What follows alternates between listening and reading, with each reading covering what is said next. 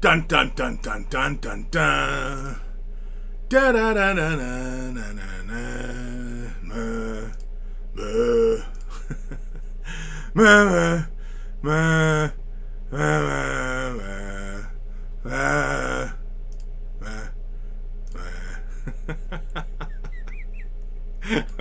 What a terrible intro music.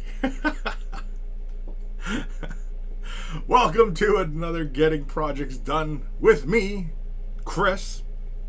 Almost forgot my own name.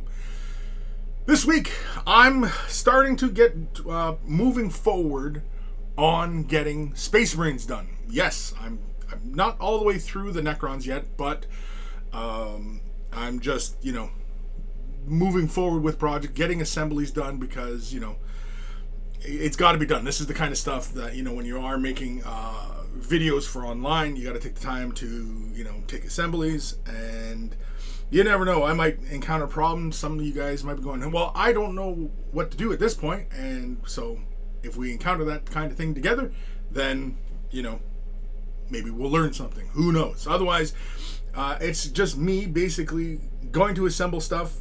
I've already started work on basically the Primaris Outriders, the new bikes. These are a lot of fun.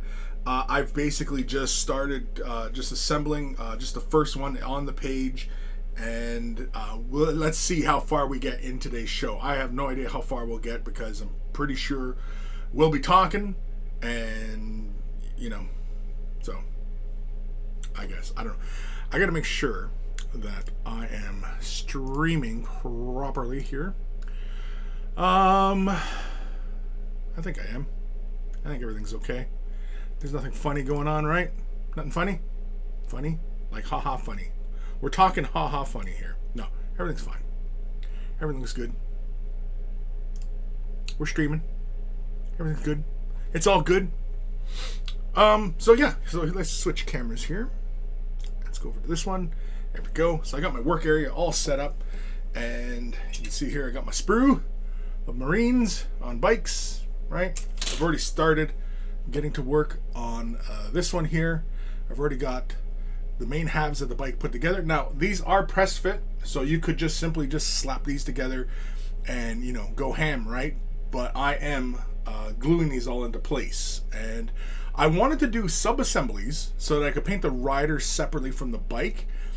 But as you can see, there's parts of the bike that, I don't know. I mean, I guess if I gave it a little bit more forethought, but the legs are attached to the exhaust, which is attached to the outer plate. It's all one piece, which is kind of annoying if you want to do a sub-assembly. And yeah, so that's kind of where I'm at. Does this still move? Yeah, this still moves. I'm not sure why this moves. This wheel can move here. There's a big chunk of the wheel missing, just because, obviously it doesn't need to be modeled, right? But yeah, I know, exciting stuff, right? Exciting stuff. But we're just going to get right to it. So I'm up to this part in the assembly, and so now I've got to free up the legs and attach them. Oh, and then just attach the arms, and then this bike is done. Okay, that's not too bad. You can see some mold lines and such that need to get cleaned up. There's really, I think for the most part, I mean, I guess I can reserve judgment to the end, but the way GW has been doing these kits, where, seam lines kind of match up and everything like that, I think they could have did that on some bits like this. For example, like this little square bit over the cowling here, that probably could have been modeled on one side, and then it could have came over and allowed for better keying of, assembling the parts rather than the seam line just running right through it. But, hey, who knows, right? Thermicus, Chris, and good morning, or whatever have you. I'm still getting a chance, I'm still getting Chaos Space Marine project done. Then I will tackle the Indomitus box. So you haven't even touched your Indomitus box yet. Holy cramoles. Holy cramoles. All right. Well, I guess I'll give a quick update on the state of projects on my desk, because I've got well, you probably can't see them here, but I got Necrons and stuff still in front of me. I recently did this model here, painting translucent cloth. It's something I've talked about in the past, and I finally gave it a shot, and I posted this just for patrons, so if you're curious as to what my thought process was in doing this, and yeah, I had fun. It's still work in progress. I might add more to it. I might finish the model, actually. I'm thinking I might actually finish this piece, just, for giggles. And patrons also got this video today. I did the lenses of this guy. Here, can we zoom in on that? Are we gonna focus? Focus. I got it on autofocus today because I'll be lifting up and down on the screen. Come on. There we go. And so I showed how I did the orbs on the head and inside the body there. It's a little different than how I've done the other rest of the Necrons, but I feel that he still fits in with the army. And yeah, so what do you know? Anyway, that's where I'm at. That's all. I know it's incredibly boring stuff. Where are the numbers? Oh, there we go. I lost the numbers. I'm lost without the numbers. 35 and 36. Okay, there's 35.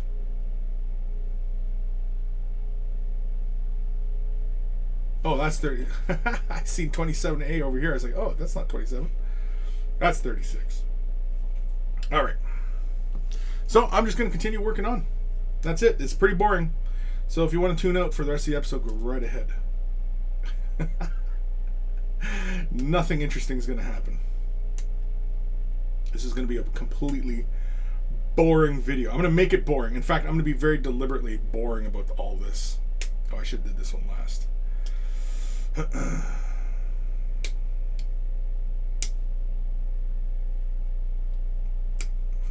Go.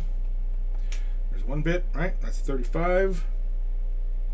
Nice time to double check, right? After I've already clipped it. And then 36, which is this piece. So we'll save that bit for the end.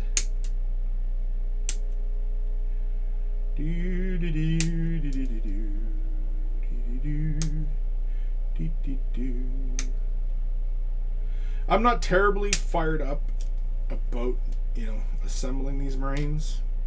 Just, I don't know. I think I'm kind of Marine fatigued. I know, I haven't even painted them yet. Oh, look at that.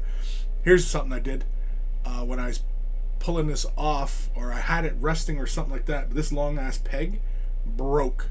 Or not broke, but it fatigued right at the mounting point, and you can see it's off akimbo now. I'll probably just put a little bit of glue there just to reinforce it and remelt that and make better contact when I glue this in.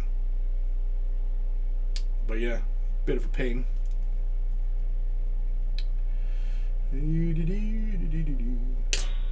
Oh, just hear those pieces just a flying. I want to make sure this is nice and flush.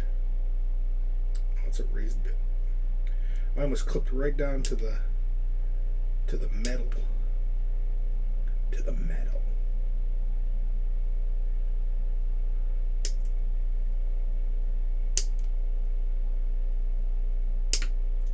This is a big. Oh man, that piece came back and hit me in the head. Kind of shrapnel just flying around the room. I don't know how well you guys can hear it on the mic, but yeah, there's every time I clip a little bit, it just goes flying, and you can hear it fly around the room. I've got a wall like right close to me here. Well, you can see it on the camera here. I got a wall right here, and I can hear the bits just bouncing off the wall. Oh well. Which is why you probably should have some safety goggles on, right? Just so you don't catch a bit of shrapnel. Did I get that bit there? Oh, there was no bit there. Okay. It's this big piece right on the end here.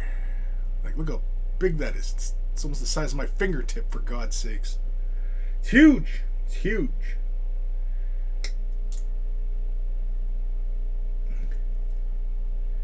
And then when you run your vacuum through the room, you hear all these little bits getting gobbled up. It's kind of satisfying. It's like when you were young Anybody who played with Legos, your mother would go and vacuum up, and your little Lego bits would get sucked up, and you just hear, just moving through the hose and everything, right? Ah, memories. When I was young, playing with my Legos on my carpet floor, and they'd get lost in the carpet. And back when I was small, carpets tended to be a bit thicker than they are these days. A lot of carpets now are pretty short. My carpet, way back in the day, was really long, and the Legos would get lost inside the carpet, so you couldn't even see it, especially if it was the same color as the Lego or the carpet. And you walk by and step on it. Ooh, yeah, that's pain. Those are caltrops, essentially. If anybody's familiar with caltrops, for all 5 of you bad kids out there who are familiar with caltrops. All right. Time to clean off these little nubs. Just gotta be careful not to cut myself.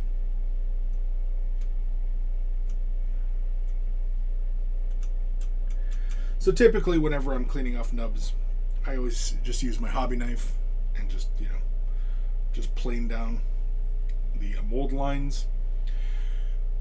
And I'm sure many of you who listen to me stammer on about things, it's important to having a good looking model to knock off the mold lines, clean up the nubs, fill in gaps, all that stuff. Even if you're brand new to this hobby, it's a good habit to pick up early on. The earlier you pick it up, the better, because future self will thank you for taking the time to actually take the time to properly clean a model. Because a model that's properly cleaned, well, if you do a solid base coat on it, you can always come back later on and finish your paint job, go back to shading, highlighting, what have you on it, right? So yeah.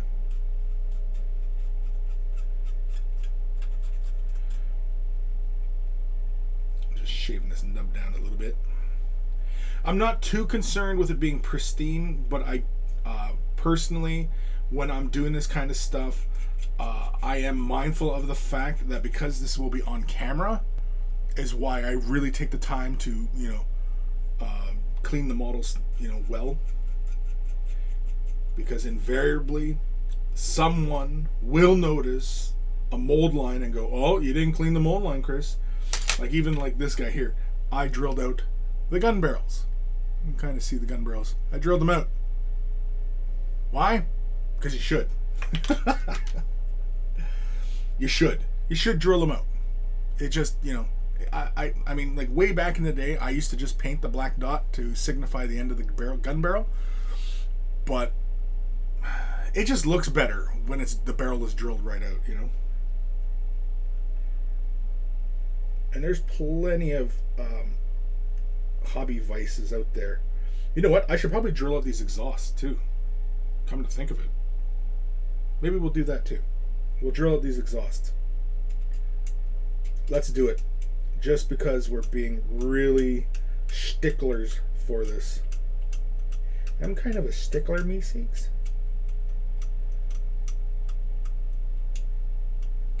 I'm just knocking down these little corners here.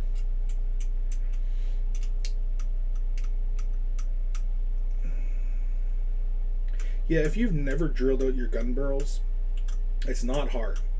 And it only takes you a few moments to do. And, again, it's one of those things that if you learn it early on, future self will thank you for having the foresight to, to do it. All right. I just used the GW brush here because it's actually a fairly decent brush for brushing off the little wheel nuts on the areas, because it's the bristles are soft enough that there's lots of give in them, but they're firm enough that they get right on the surface like this, and and of course they're soft enough that they're not going to mar up your surface, especially since everything's so soft, it's styrene plastic, right? So I'm going to clean the perimeter and then we'll drill out those exhausts. So if you're not familiar with using a pin vise, then I'll demonstrate it for you if you want. I mean, I want to demonstrate it for you regardless, but I don't know. Can you guys even see what I'm doing there? Oh yeah.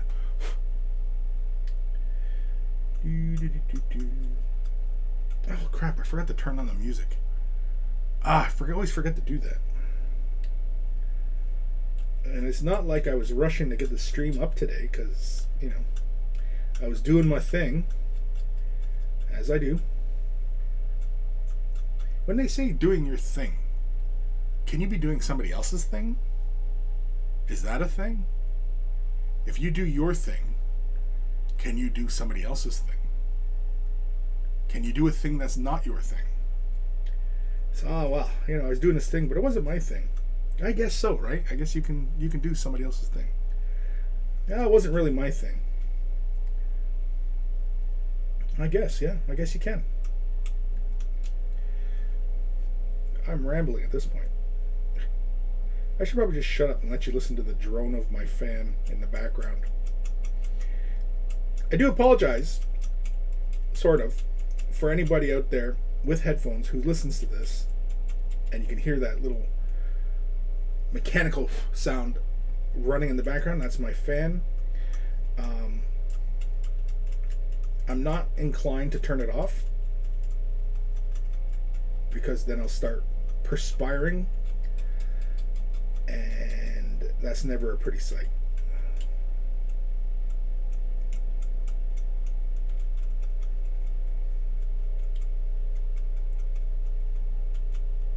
Knocking down the mold lines.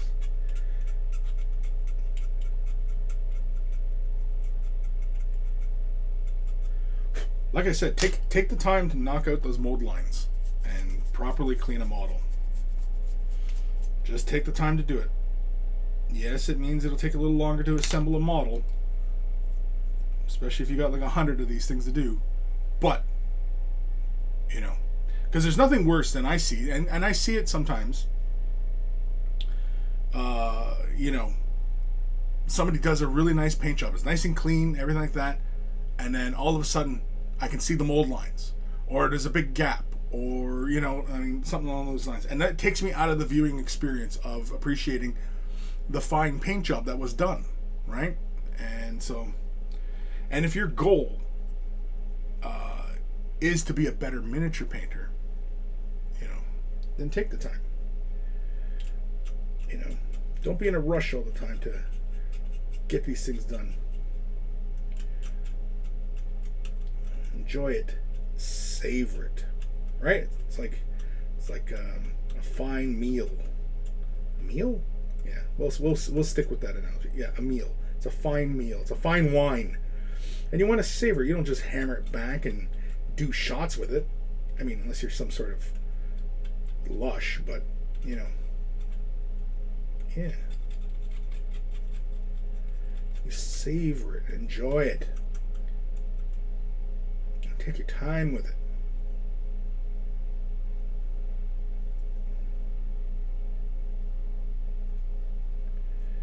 And I do apologize if I'm falling out of frame, but I guess I could put my glasses on, or my magnifiers on. Oh, let's put the magnifiers on. I wasn't going to, but I think I got everything.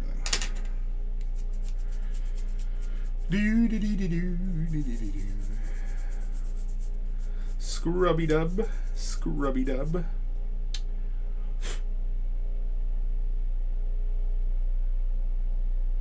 I'm just looking on the edges here. Sometimes you can get like that little lip on them and everything, but it all looks fine. Okay, so let's drill out these exhausts.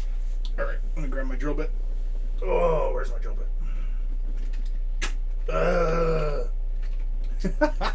Sound like Krusty the Clown there.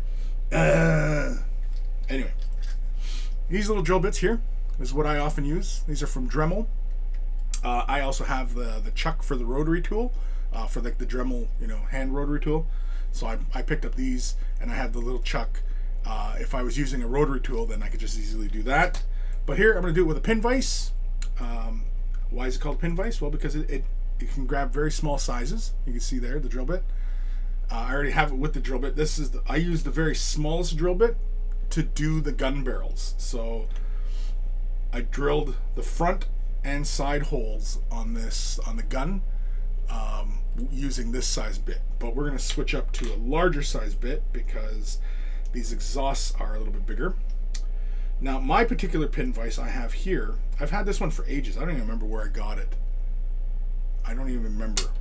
I have a few pin vices. I've got like the Citadel one. I've got another one. But anyway, this particular pin vise here, you just undo the front locking lug here, and you can pull it out, and it has various sizes. You can see the openings there. I don't know if you guys can see that very well, but yeah, you can see that one's there's the smallest one that grabs like the tiniest of pins, versus this end, which is wide open, takes a much larger bit, and then inside the handle here is for between those sizes. So this is the in between, which actually we might bust this one out. I don't know, but yeah.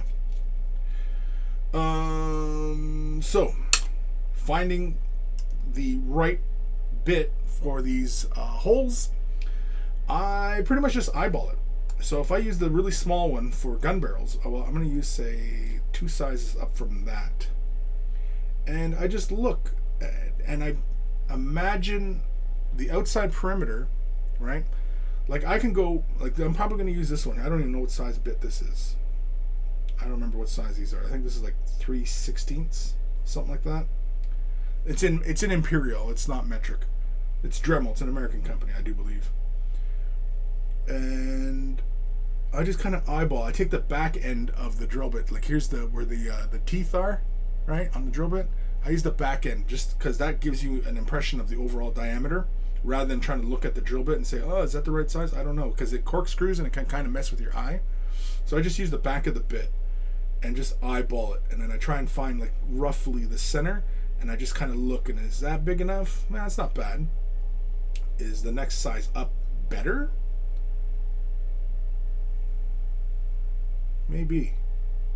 You got to get the center just right though, otherwise it'll destroy the outer edges of it, because styrene plastic's pretty soft, right?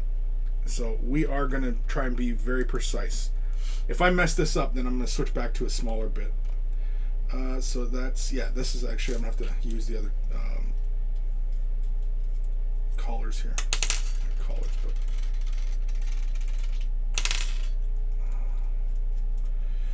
yeah, we'll use this one right here. All right. Yeah, that's a good one. That is it. Oop, too far. When you're locking it down, you don't ever want to go past the teeth of the bit, because as it clamps down, it can destroy the teeth. It can cave the teeth in. Usually these are tempered steel, so that's kind of hard, but you still can end up messing it up. Yeah, that's a good size. Perfect. All right, so we got our drill bit. Next thing I like to do when I'm doing drill bits and drilling is I'll take my X-Acto blade, make sure it still has a nice point at the very tip of the blade, and I will roughly eyeball out the center. Now I realize that there are tools that I could use to find the exact center and punch, you know, like we used to do this back when we were in the machine shop and everything like that. You just use a center punch and just punch where you're going to put the hole through the metal, and you know what I mean, and set that properly. Here I'm just eyeballing it. Unfortunately though, because the bit I'm using, it does rely on me finding the center pretty accurately, because I can probably pretty much destroy the exhaust tube here. So I'm going to mark that, and if I mess it up, well, then I've got to pretty much basically I'll have to redo this. I'll probably have to find some styrene or something. If I mess this up, I'll probably have to find styrene, like a tube, and I could lop that off and just glue the tube into place, and that would give me the impression of, you know, an exhaust hole, right? But yeah, because these are pipes, and smoke is supposed to billow out, and so that's why I'm bothering drilling these out, because this is where frickin' exhaust comes out, right? So right around there is about the center. And so this is all I do, is I just move the blade back and forth and make a little notch. I don't push too hard, because I'm not looking to drill a hole. I'm just looking for somewhere where this to seat the drill bit. So that, because the drill bit on the front, it tapers to a point at the front of that bit, and so you want to seat the drill bit so it doesn't jump around on you while you're screwing it. Especially if you're using like a rotary tool, like a powered rotary tool, it would, you if you didn't have it perfectly set and you just started it up and just went, screw it, I'll just do it free, I'll free ball it. Yeah, you'll end up just kind of skipping around, and you'll knock into other parts, and you'll mar up the details, and you end up spending more time trying to clean up. So I'm pretty happy, I think, with where those centers are. Oop. Might help if I had a firm grasp on my equipment here. If I need to move the hole a bit, I just kind of reshape it so that, Now the other part is that when you start the actual drilling process, you can sort of correct. Because if you're using a powered rotary tool, you have to be right the first time, and then you drill, and it's a really fast process. But when you're doing it by hand, you have to be very mindful to, like, when you're doing it, to keep perpendicular to your surface. If you deviate at all, you're going to end up making the hole wider, and it's going to just be a big pain, and you're not going to be happy with your results. Now, we're not drilling very far into this bit, but we are going to drill a little ways in. So hopefully I'm seated properly, if I've done my job correctly here.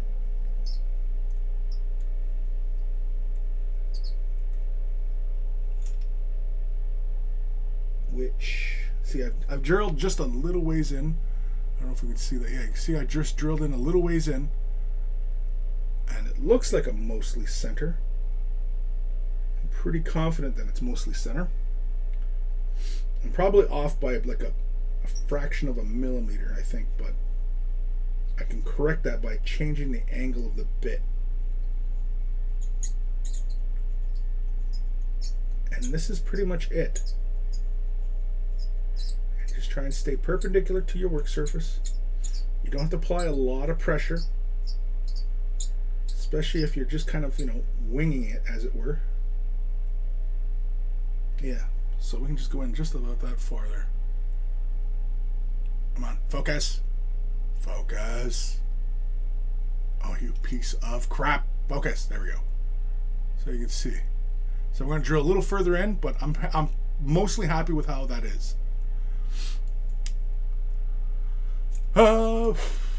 Thermicus. What do you use for a sealer, and what do you use to fill gaps and joins? A sealer? You mean like a varnish? Like when I'm painting? And I often will use, well, I mean, in most instances, I use Pledge. That's what I use, Pledge. You see, I've had this bottle for ages, and I'm almost getting done, but that's okay because I got another bottle on the go, or ready to go. It's a couple bucks at the grocery store, and it lasts. Man, I've varnished so much stuff with that. Old Man Logan subscribed with Prime. Thank you very much. What up, dog? What is up, dog? What is up, dog? Up, dog? I didn't get my little alert. How come I didn't get an alert? Why? Why?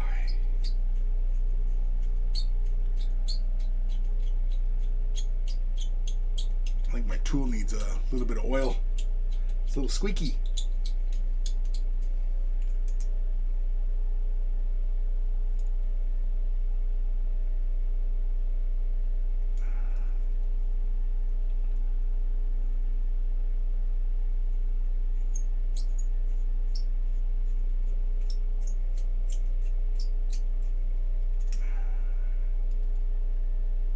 Yep.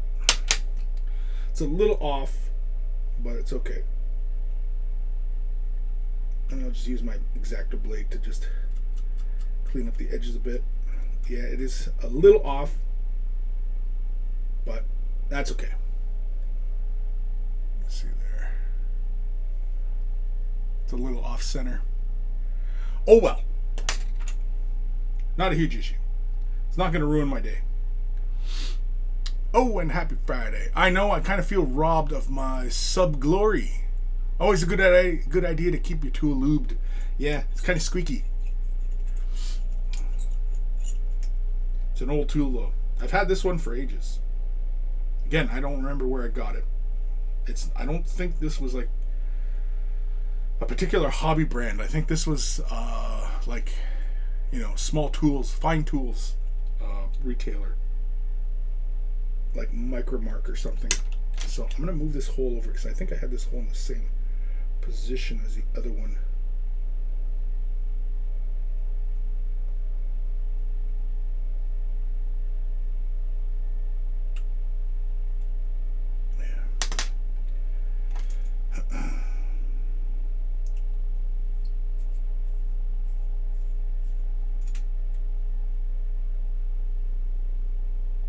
Yeah, this one here is going to be better. Kind of like everything, right? It's just the first time you try it, oh, it's not quite right. And then you find the sweet spot, and then the rest of them turn out well. Yeah, see this hole is much closer to center. That's the top hole there.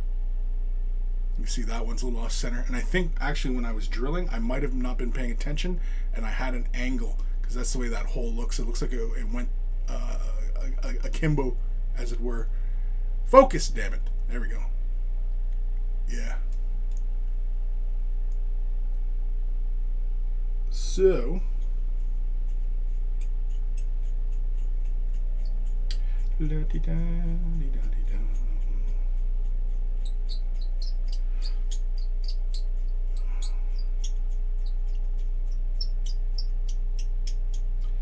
May notice that I was much more confident in how this hole was going. That's why I didn't stop quite as often.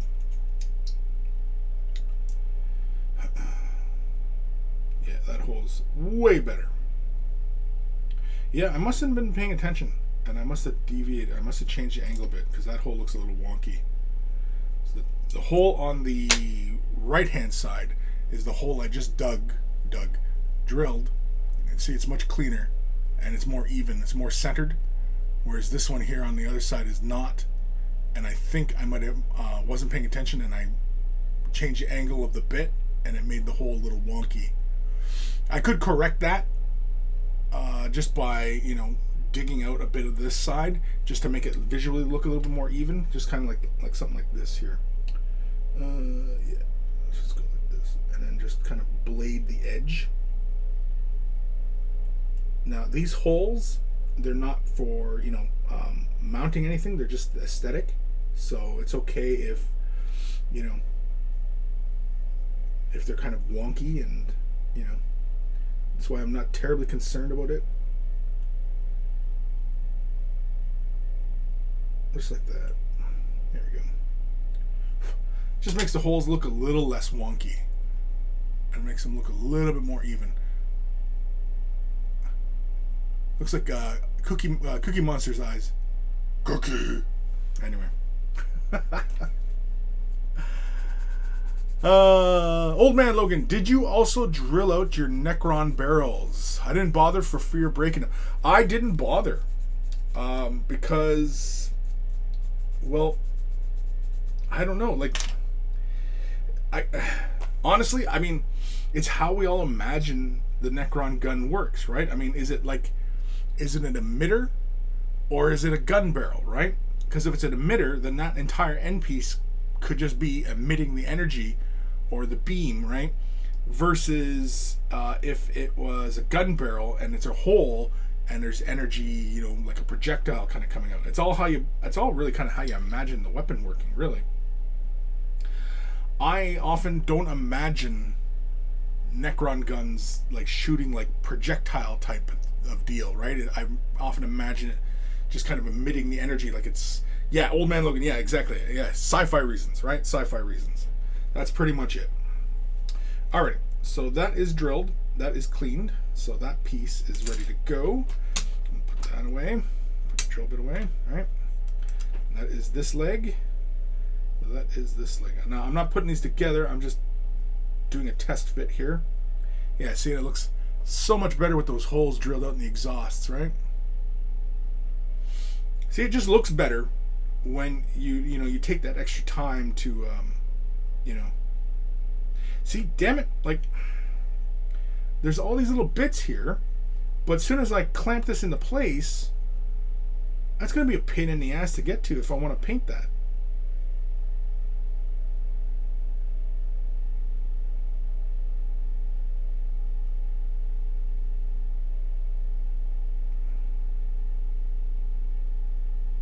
That's a huge pain. A pain in the rump. That's a pain in the rump.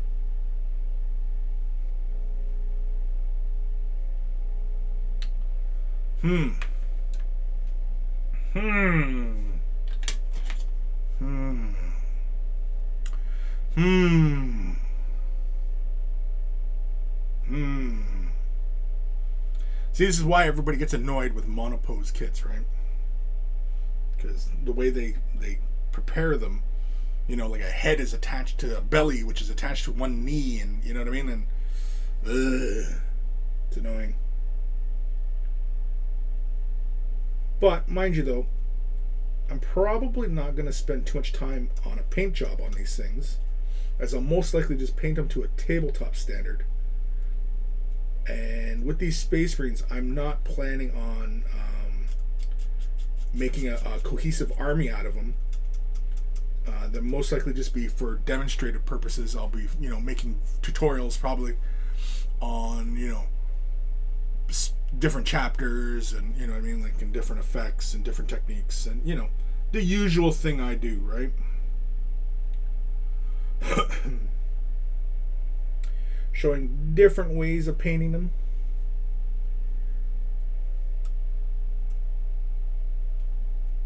Really, I guess it's kind of more up to you guys, really. Like, what kind of crap do you want to see? Do you want to see the same old thing? Or do you want to see something different? I already had an idea of what I wanted to do with some of these bikes. And I had an idea for maybe possibly this bike. And I might do it anyway. Just because it'll be a lot of fun. And what's the point of doing this if we aren't going to have fun with it? I mean, yeah, we could paint it up like an ultramarine. Sure. We could do that. I don't know if it's necessary to show how to paint an ultramarine for the 1000th time, but Thermicus subassembly? I don't know, because these two cowling pieces meet up, and yeah, they're gonna have that seam line there in the middle, and I don't want that seam line there.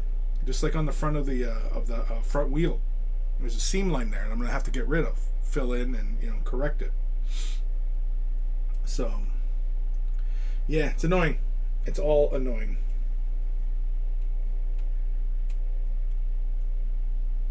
But I mean, overall, they're nice models. And if you're relatively new to the hobby, these are pretty straightforward to put together. They're not complicated at all.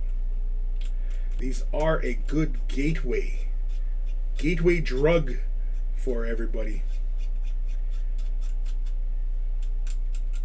And of course, all the Marine players out there who, you know, want these bikes and stuff like that, well, they're going to be buying these box sets up like mad. Unless, of course, the bikes are trash, then, you know, they won't. Obviously.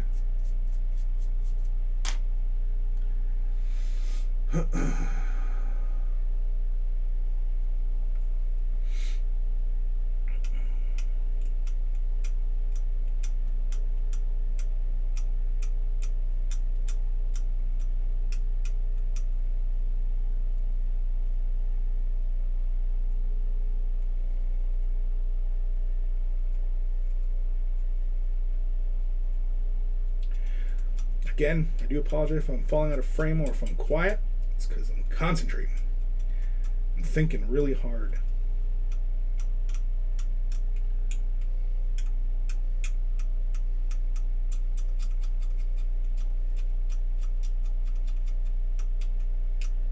Just trying to plane these surfaces flat.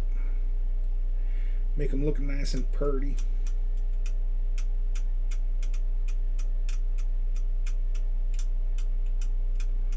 Purdy-erdy.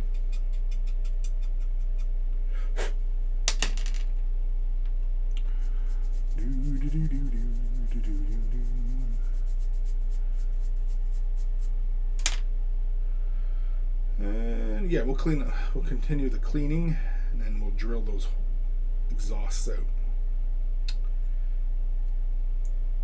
And I just gotta try to be careful of that pin there, because it fell over. I think it was the way I had the sprue sitting on the table, and then I might have put something on it, and it buggered up the pin. Buggered it up.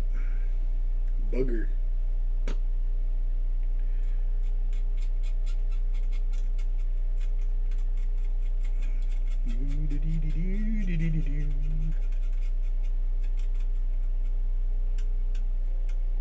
Just going around these little couplings.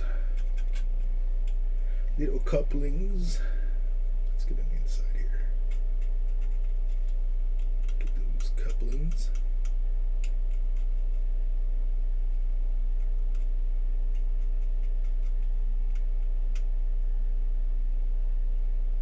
Did I not get this side? How did I not get that side? How did I not do that? I don't know. Again, this is why you shouldn't be in a rush when doing your models, because you'll miss things, and then you'll see it when you go to paint it, and you're like, ah, crap, I missed that. My bad. My bad.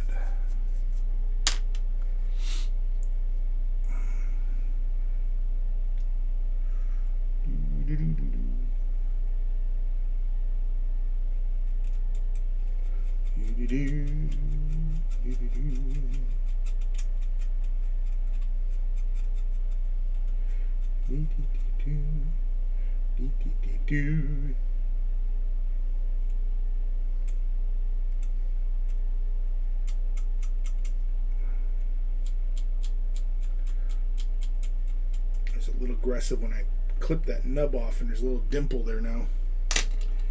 It's okay though. It's all right. Can be corrected. We can correct it. All we do is just plane it down a bit more, smooth it out. The dimple really isn't that huge. Plus two, once it gets primed, it'll fill that in a bit.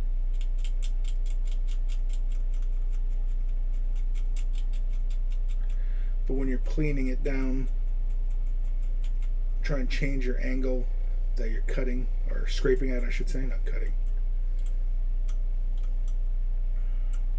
Especially on any curved surface so that you're knocking down mold lines, be sure to change the angle as you work so that you don't plane kind of a flat surface onto the area, especially if it's a curvature like the knee here.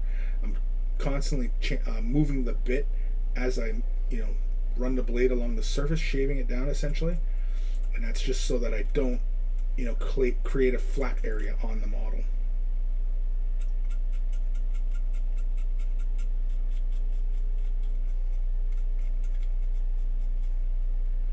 I think we talked about it in the last getting projects done when I was preparing the Necrons.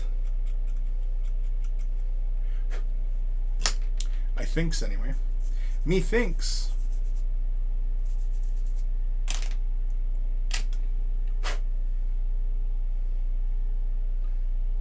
Oh, see, I knocked this pin all the way down. Still hanging in there, but it's falling.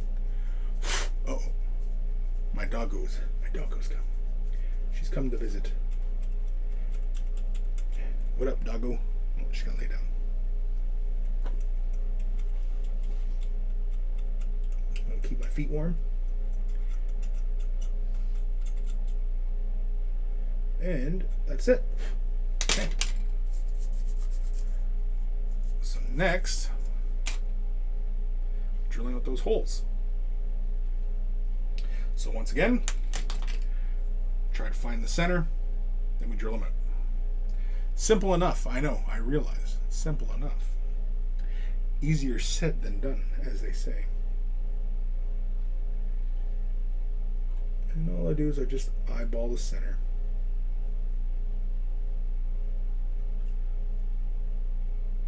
Create a pilot hole.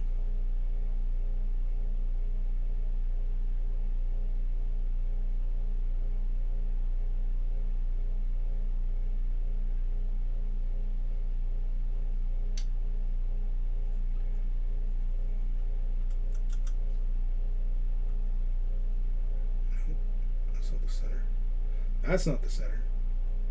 That's the center. You son of a gun.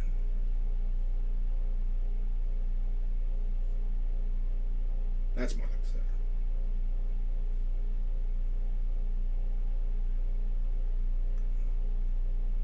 That's more like the center. There we go. Alright. Knock some of the nubs off. Yeah, that looks good. I can live with that. Is it perfect? No. Can I live with it? Yes. All right.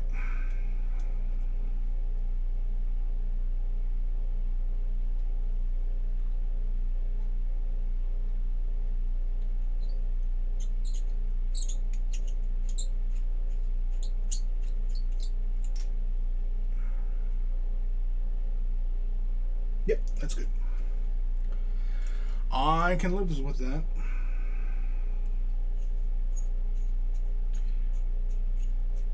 In these kind of instances, it'd be nice to have like a drill press, like a small drill press. I suppose if I was making it to really high tolerances, but I don't know. My OCD kicks in at some point, and it should be, perfect equidistant hole in the area.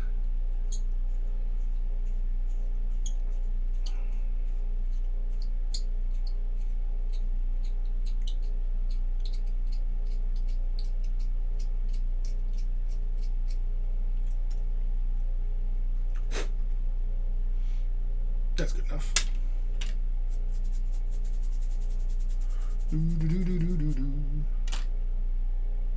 Yeah, see? Nice and even. There we go. Let's do the same thing to the other side. And we can put these in place. Yeah, I'm pretty much just going to glue these into place. I'm not going to worry about this whole aspect of the subassembly of it all. And in fact, how I paint this dude might actually work in his favor.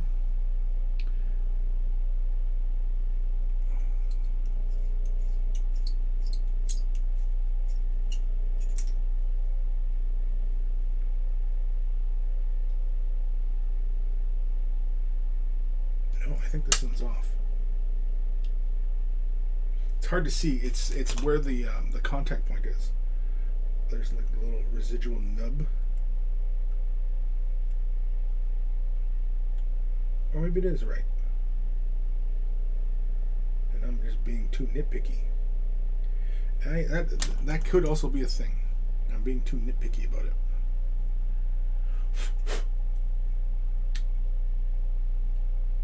Either way, let's go.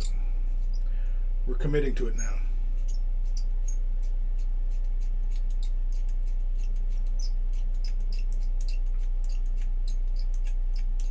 If we completely mess this up, oh well.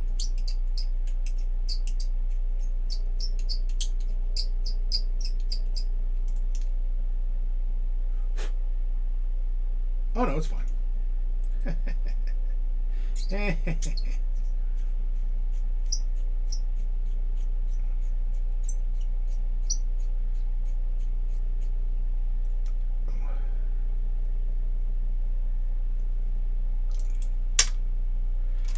Scrub a brush, scrub a dub.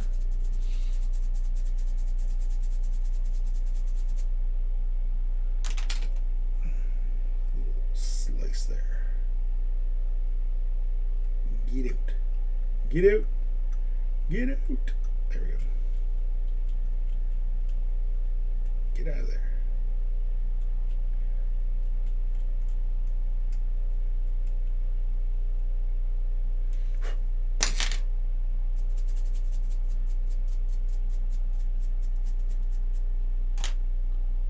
There. So this one here turned out much better than the first one. Just like all things, the more you do it, come on, focus, for frick's sakes. Oh, the camera is being a pain. There we go. Yeah, see? Much more even now, right? It's not bad. It's not bad. Not bad. It looks like the head of something, doesn't it? Or a pair of binoculars.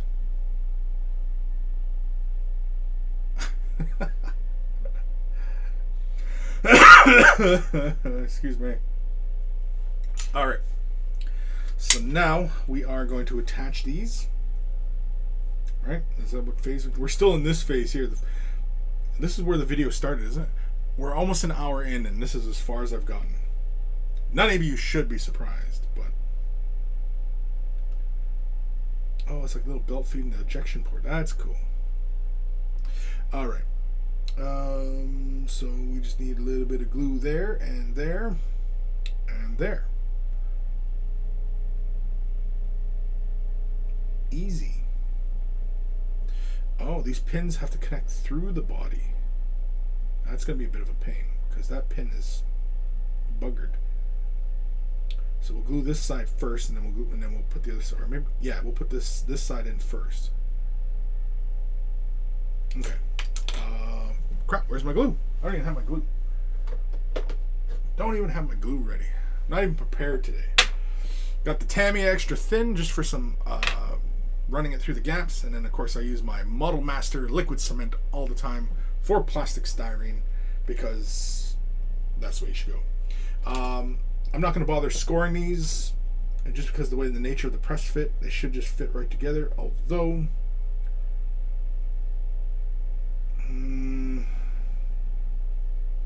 if we have problems, I think we'll have to correct later, but oh well. So, a little there, a little bit there, a little bit there, a little bit there. Not much, just a little bit here and there.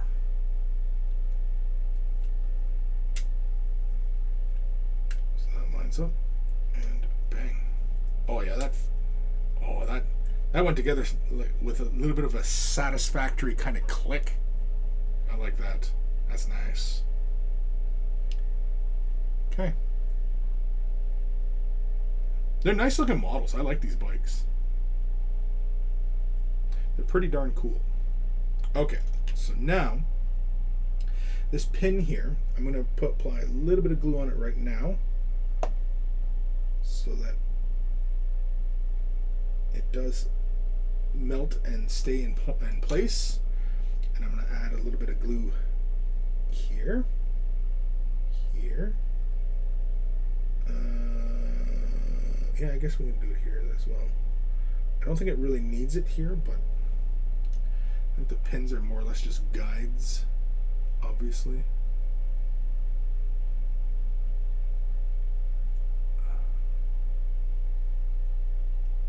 Okay, well, so far so good. Nope. Something's not connecting.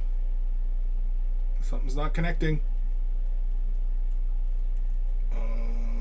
Why isn't it connecting? Could be that pin causing me a problem. I suspect. Yeah, I suspect it's that pin. So we're gonna pin pretty much just come right out. So we're gonna chuck the pin. We didn't need it anyway. Okay. Okay. Yeah, there. See? Fit together right nicely now. Everything connected up. One thing you got to be careful of too when you're applying glue, if it gets on your fingers and you end up touching the model, you can end up leaving little glue marks or melting, making like little melted contact points. See, I wish that was a tighter gap there, but I don't know if that's supposed to be that big or... So, we're going to take our extra thin and run it along that seam. Just like so. Give that a second to work its magic. And then we're going to apply a little bit of pressure and see if we can get some of the glue to squeeze out. Yeah, like that. There we go. Yeah.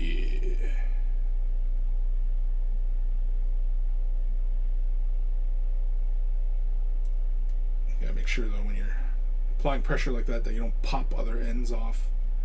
It'll just be annoying.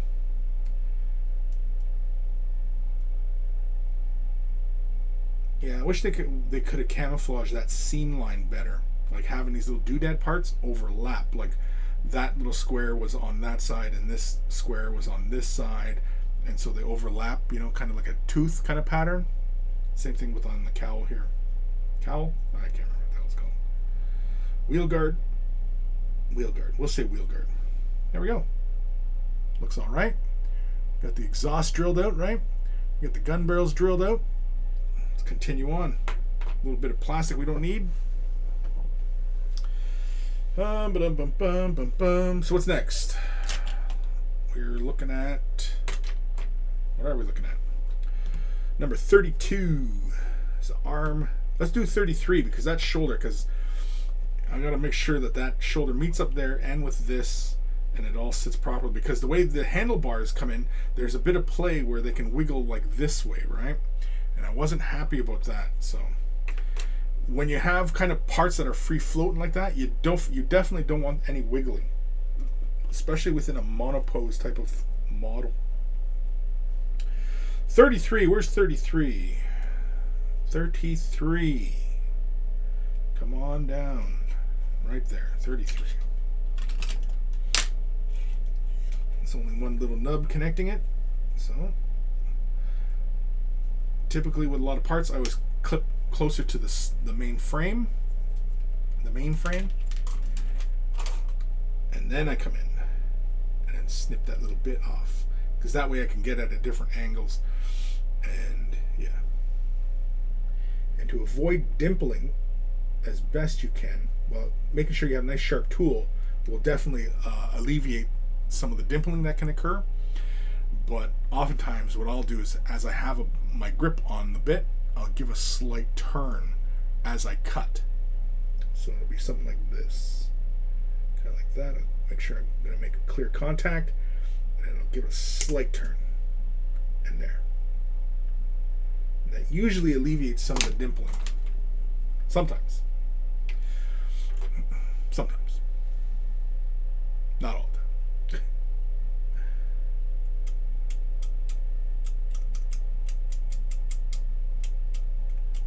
And I'm just cleaning off the dimple now. Trying to plane on that same face of the shoulder or elbow pad, so I maintain that angle. Also get the other side as well, because there's the seam line that runs. And let's plane a couple times this way. Again, if we're going to be real sticklers about it, we could always, use like a fine grit sandpaper or something, and get in there. If we were doing this for, like, you know, kind of competition type standards or anything like that, clean that off from the bottom of that shoulder pad there.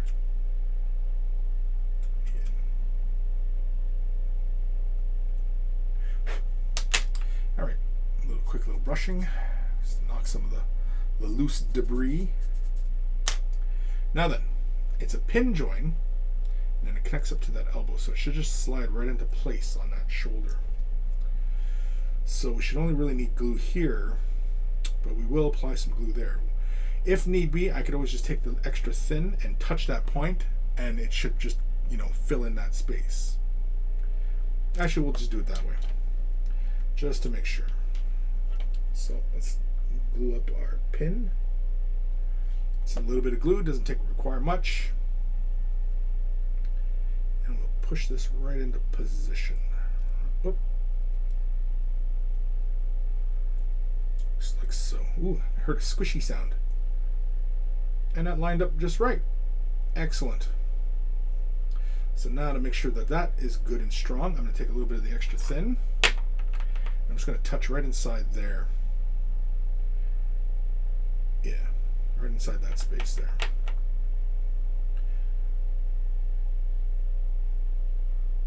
Just like so. Maybe we'll touch on the inside of that elbow too. Just like so. There. And that's it. That is all. And that went together fairly well.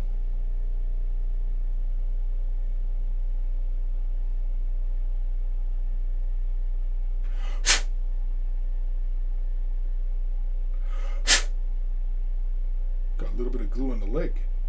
Somehow I must have touched that. Oh, because the angle I was doing that. Damn it. If you do end up laying like a little extra glue, you can see it's kind of shiny up by his knee. Don't touch it. Don't move the glue. As long as you don't disturb it, it'll dry, and the plastic is like melting, but as long as you don't manipulate it at all, it'll be fine. Thankfully, there's going to be a sword there to obscure that if it does mar up any details. You have to leave it for a bit though. So let's go to 32. That's 37. So that's we're going to need that sword here in a moment. Well, we might as well free it now. Free the sword.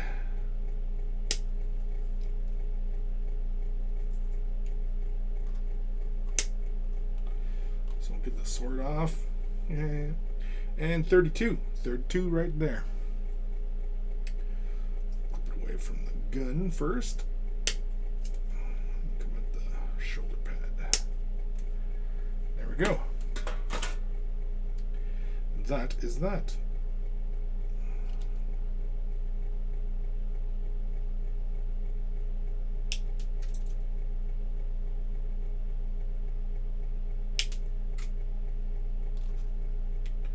Here, little bits flying around.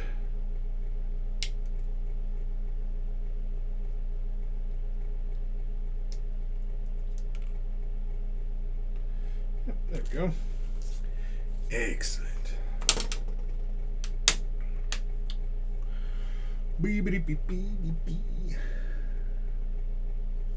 Got a little bit of cleaning to do on this, so we'll start right at the shoulder pad.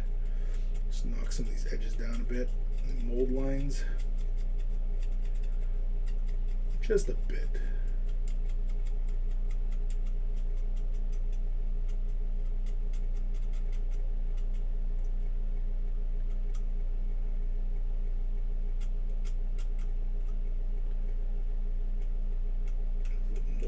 Inside the little ribby parts in the elbow joints.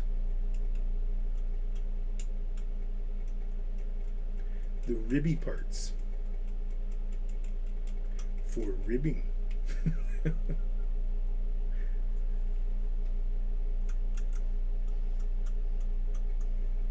Poochie, I forgot you were down here.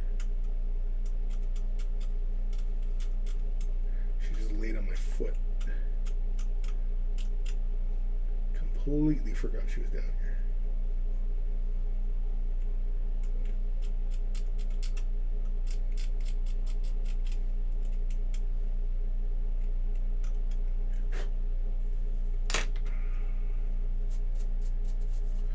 I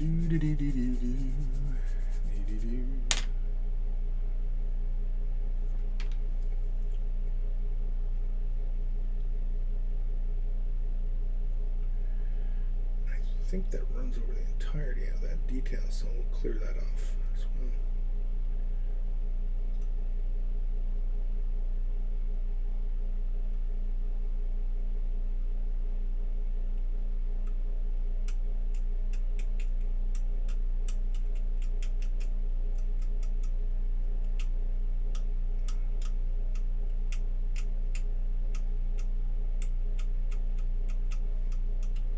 Oh, it's a pistol. So we got to drill the barrels. We got to drill them out. We got to do it. Now there's this little grill that runs over the top of the gun where the seam line, like the mold line, ran over. So something like that. Even like you know, like plasma guns and stuff, how they have that ribbing, and sometimes there's a seam line that runs right over through that.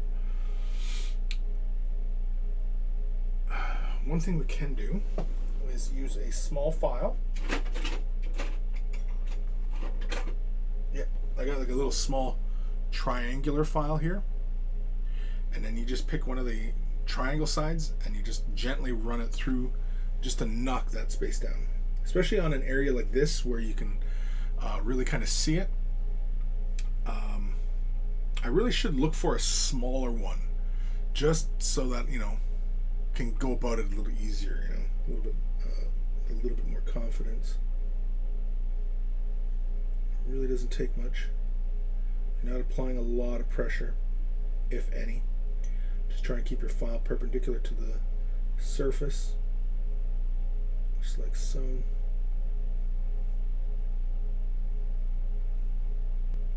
And that should be it. Just took a couple quick passes. Yeah, I don't know if you guys can see that very well. Yeah. You see, we got nice clean lines running right across, and they meet up onto the other side of the gun like that. See, that's all. That's all it takes. All it takes is just a little bit of prep, and you can make your models look nice and purty. And as long as you take the time now to do it, in the future, you can come back and revisit the paint job, you know, or if you're going to strip it, or, you know, something along those lines, right? You can always come back and do over, as long as the model is properly prepped. Alright, we'll finish cleaning up this gun, and then we'll drill out the barrel. Yeah, so here you can see, okay, here we'll demonstrate it again, cleaning the mold lines right out of the gun barrel. So, come on, focus, there we go. You can see the seam line runs right through the center of the grill inside there. So we're going to clear that out so it looks nice and even, right? You see the mold line runs right through the details like that. So we're going to get rid of all those mold lines, and we're going to reestablish that grill right there. So first I'll probably just simply blade it at first, just because I don't want the file to run and jump outside the grooves. And so I'll just quickly just kind of lay the blade inside there and just kind of pick them out. Normally this is how I pretty much would do it most of the time, is I would just blade the in between the lines, but because I busted out my file, we'll do this the right way. So just like that. It only takes a couple passes. The files are quite aggressive and they dig right into the plastic, just like so. It gets kind of hard when you get here. You might have to just use the tip of the file just to get inside there like that, just so you don't bump these other details, because you could end up, you know, knocking them out.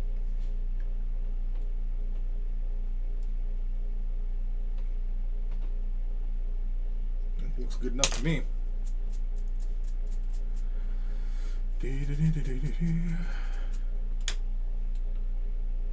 And yeah, that looks good. So here, let's go back. Where's the bit? There we go. Focus. Focus! There we go. And you can see, we knocked the grills, right? It looks continuous now, right? Doesn't look like there's any seam lines in there.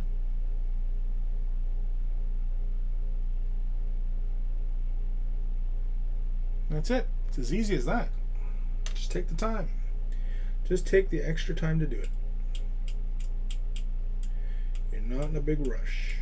At least you shouldn't be.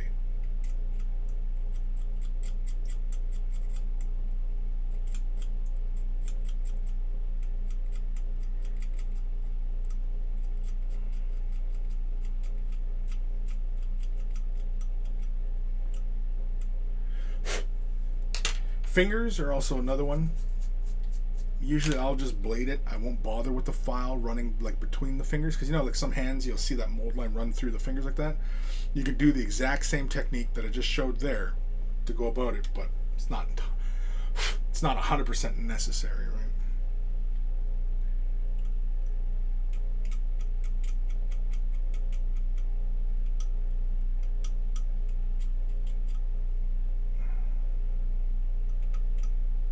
Purity seals.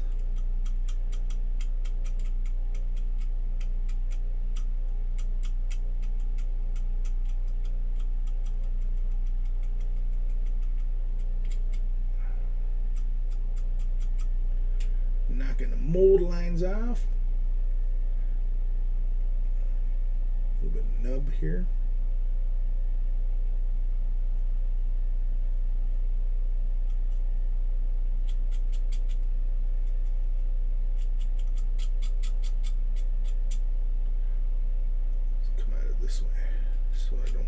Shoulder pad.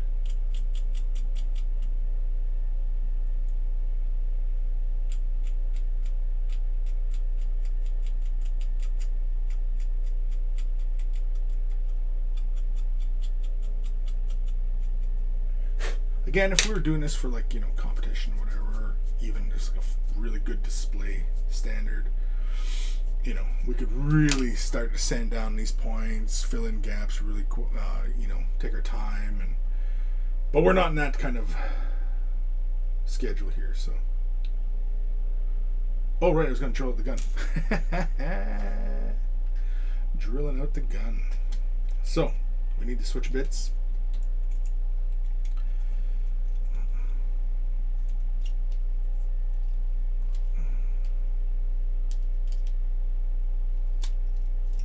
I even need to switch chucks too.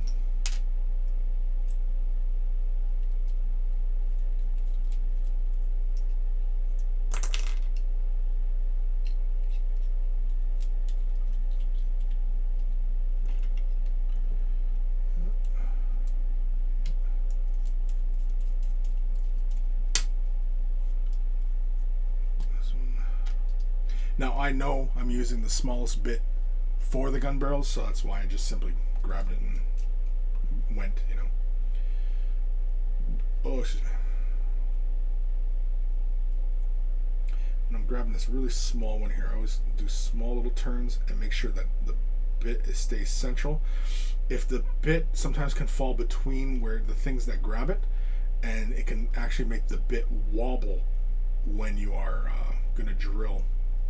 It matters more when you're doing it if with a rotary tool, an automatic, like a motorized rotary tool, but like a hand pin vise, you're probably not going to really see it move too much, right? See there, it's pretty straight. Whereas in a rotary tool, you have to make sure it's very straight. Otherwise, if it wobbles too much, again, it'll make your hole bigger than you want it. And when you're trying to be precise with tiny little things like this, you know, you definitely want to make sure that you're accurate, right? Dragon Knight. Good Chris and chat. Good Chris and chat. Good Chris, yeah. Good Chris. I did order the paints that I wanted from Green Stuff World. Cool. Were we talking about paints last time? Were we? I don't recall. So, drilling out these side holes first. I will often drill halfway in on one side and then come at it from the other side. So often how I go about it. I'm trying to make sure I stay fairly perpendicular here. I just drill a little ways in. Try not to drill the whole way through, just because if you don't have the right angle and you drill all the way through, your hole is going to show up somewhere else on the other side of the bit, right? So it's better to drill a little bit in, come in the other side, drill a little bit, and then finish it off in one direction, just to connect the two holes.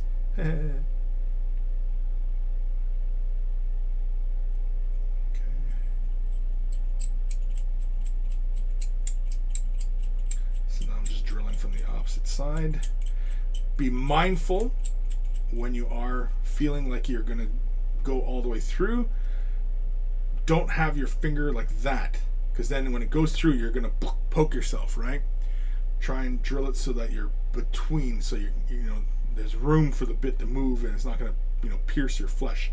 They're not terribly sharp, but some of them are pretty sharp. So, and this is pretty small, and yeah, it'll go into your flesh. And I've done it before. I've drilled into myself, even with a hand bit. With a rotary tool, you bet your ass I've drilled myself before. It hurts. Does not feel good. Unless, of course, I'm being just a big baby about it, but there we go. See? Went right through, and I didn't puncture myself either. All the way through. So now we have that little hole all the way through.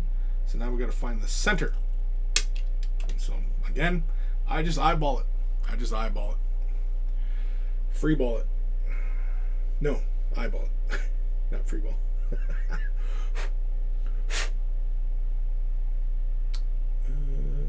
go around there. There are tools for finding the center on the end of a round. If they make them really small like this, I'm sure they do make them really small like this. That's not center. This one's more center. So all I'm doing is I'm just making that little pilot hole. Yeah, that's pretty cool. It's pretty close to the center. It's close enough. You know what? I should check. One of my favorite places to go is Micromark. It's one of my favorite places. And I could sit there and peruse their catalog for hours.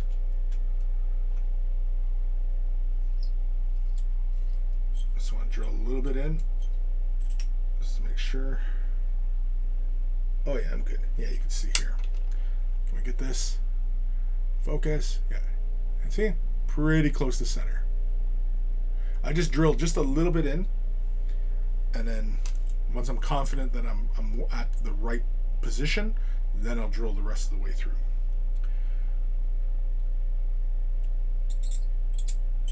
And then once I hit that open gap in the barrel, then obviously I stop.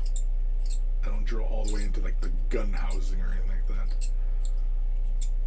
The hardest part though is keeping your tool straight as you work, which basically means you don't apply a lot of pressure as you're drilling. There we go. I'm through. You can see I'm all the way through the bit. And that's it.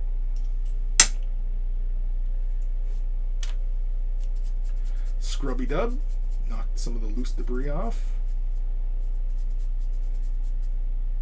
Yeah.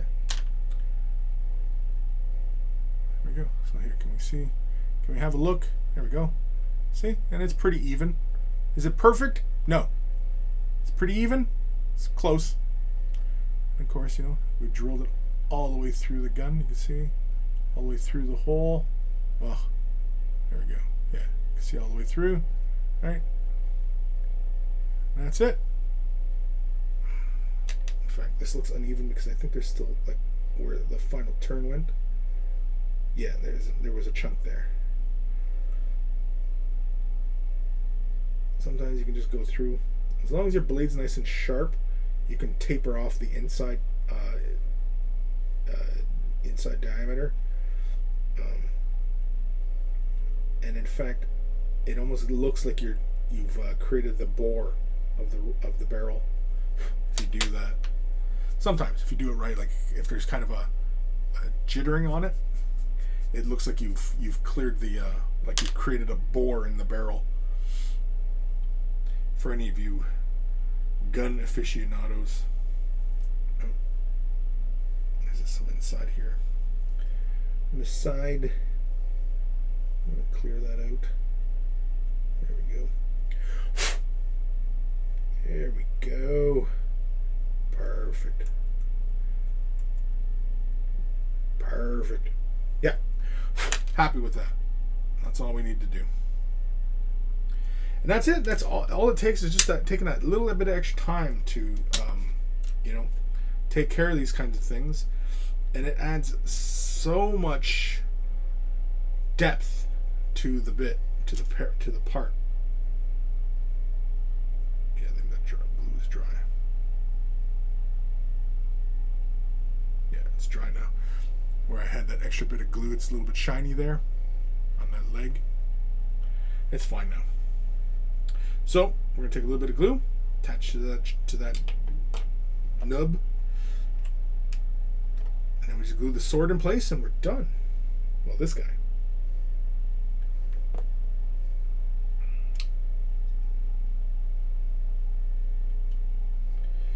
Where's this? How does this arm go?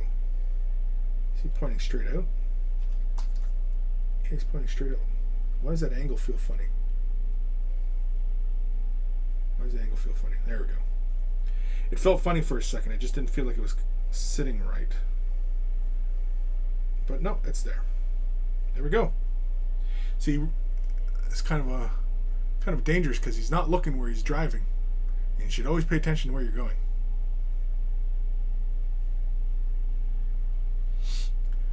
And yaboo! Monkey noises. When somebody follows or whatever, it's supposed to make a monkey noise. I had that set up. I don't know what happened.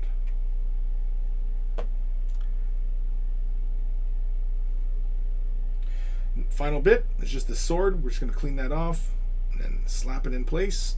And this guy's done. I mean, other than slapping him onto his base, but we're going to do that afterwards. I'll leave them off the base just so that I can get to everything, you know, because once you put the base in place, kind of coming at an angle like that, and it's kind of a pain in the butt. As I'm sure many of you know.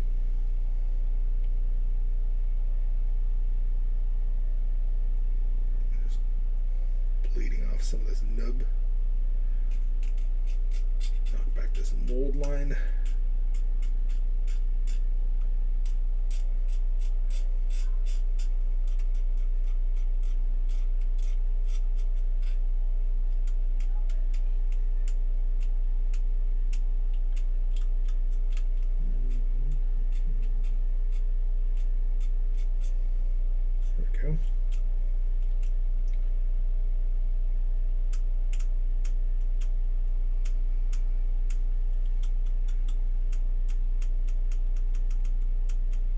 Again, if we're being really nitpicky about it, we could always sand it, knock that flat. But we're not being that nitpicky about it, so who cares? Knock down these mold lines. This bit seems to have quite a deep mold line on it.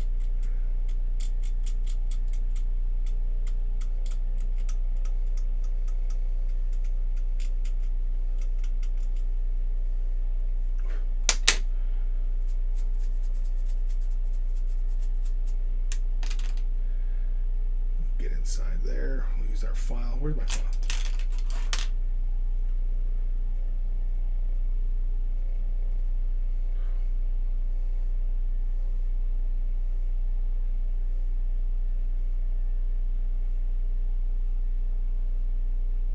There we go.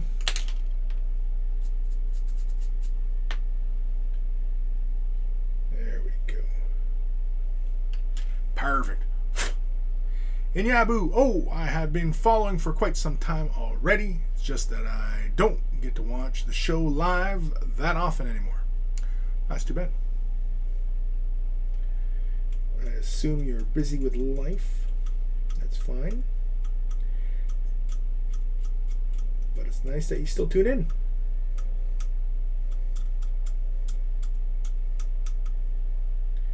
hopefully you're hobbing along, not hobbling along, hobbying along.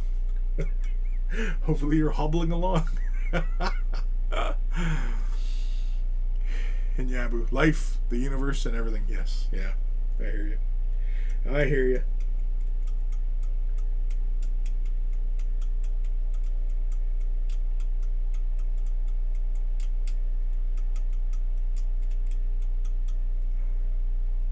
Those little rounded bits. Let's try to be careful. Change the angle. Maintain that roundness.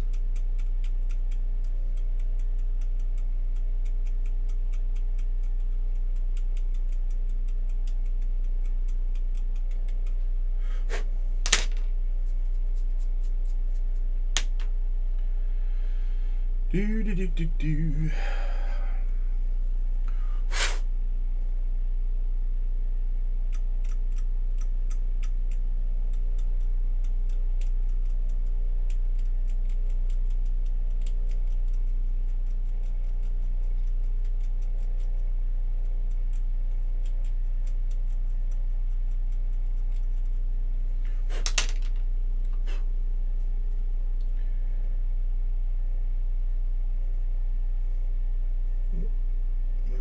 Too aggressive there. Put a gouge in it. Gouge.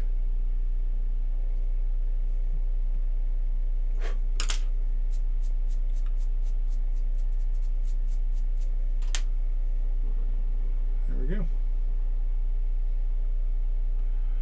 Okay. Do-do-do-do-do.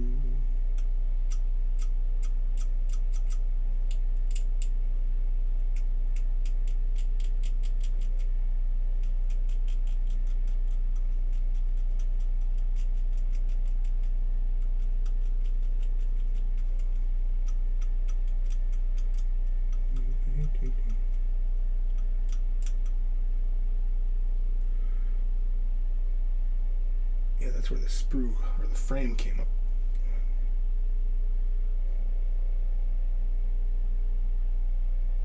I'm trying to bleed that off. Shave that down.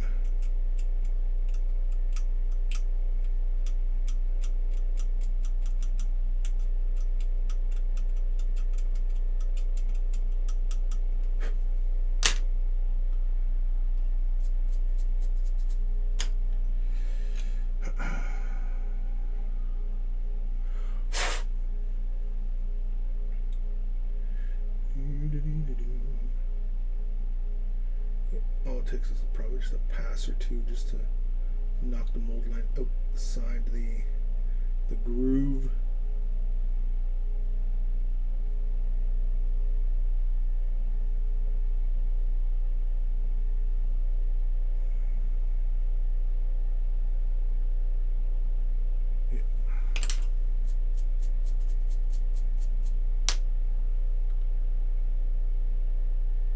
Good enough. Well, do I feel like blading the teeth?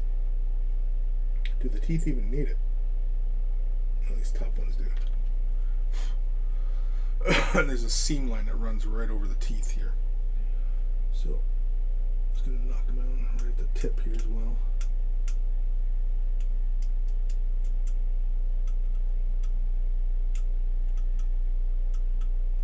Might as well just run it down the teeth now.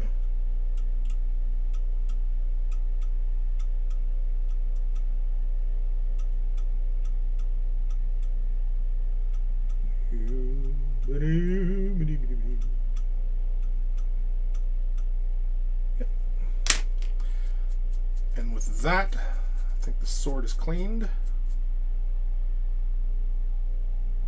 Now this I will score on the interior of the hole here, where this makes contact with the model, because this mounts onto the side of his leg. And I will score the interior of where it makes contact, because this is kind of a freestanding detail on the model. So I want to make sure that that's in there and properly connected.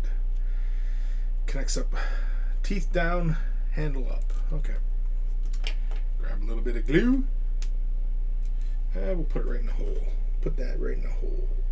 Just like so. Just a little bit. That's all it takes. Teeth down, handle up. Just like that. And we will. Fingers are too big. Don't have the right grip on this. There we go.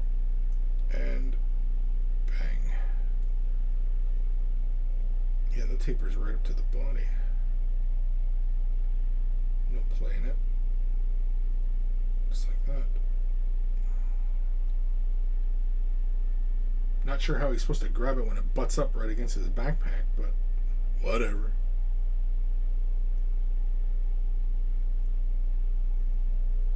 I suppose I could have left the sword off before I painted it, but oh well. Too late now. Again, not too worried about it. And when you're dealing with Space Marines, you know, a lot of it is the same color.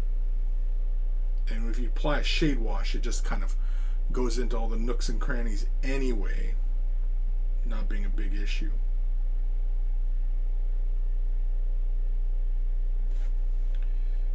And because we have it left off its base, we can get into some of these areas, you know. I'm more concerned with these gaps here.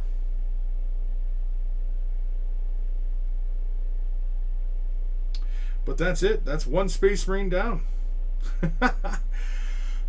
And I will say, this is the first Space Marine I've done years. Oh God, it's cold. It's cold. Coffee's cold. Old man Logan, have you already decided on which chapter? Crimson Fist, perhaps? With some of these Space Marines, you can bet your sweet patootie that there's going to be a Crimson Fist somewhere. This guy, maybe? Maybe. That's possible. That is entirely possible. Let's see a little bit of plastic hanging out of this gun barrel here. It's annoying me. There we go. Got it. Got it. There we go. There.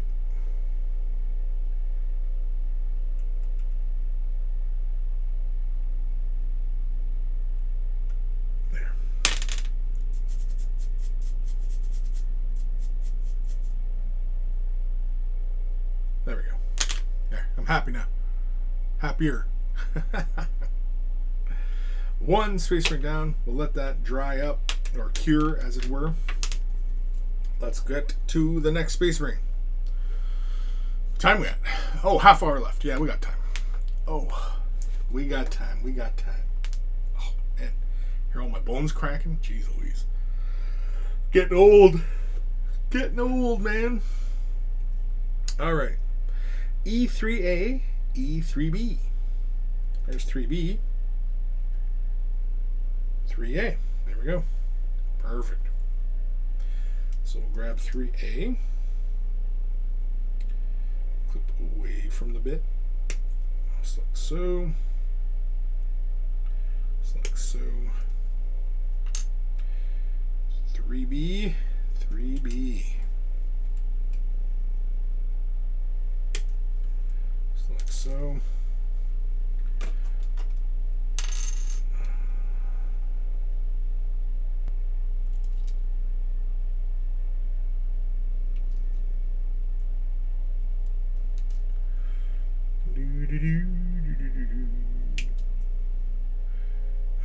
Hear them little bits just flying around.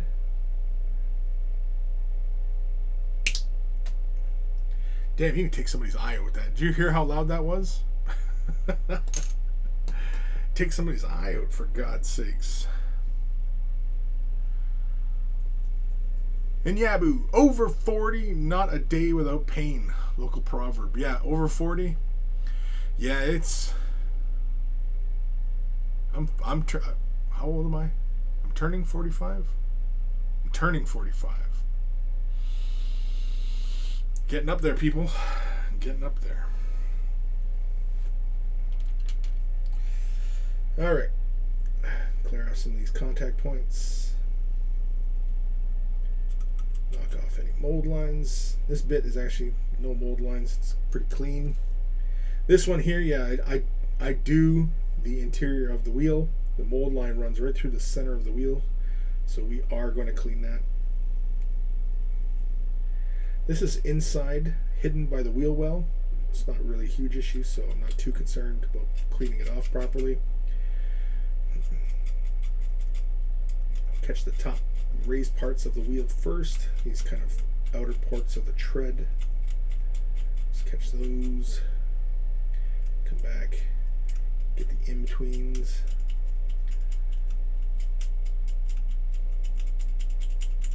Just like so.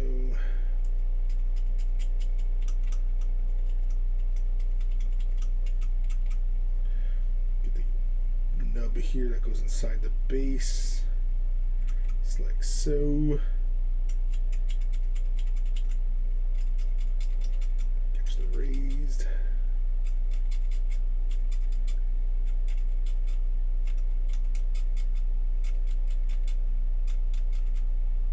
Can you guys even see what I'm doing?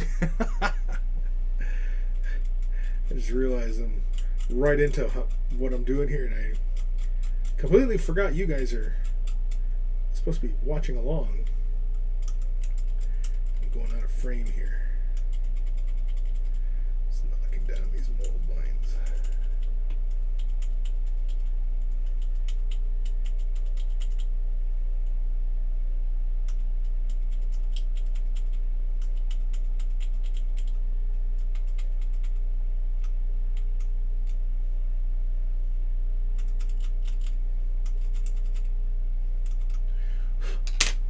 Give that a scrub it up.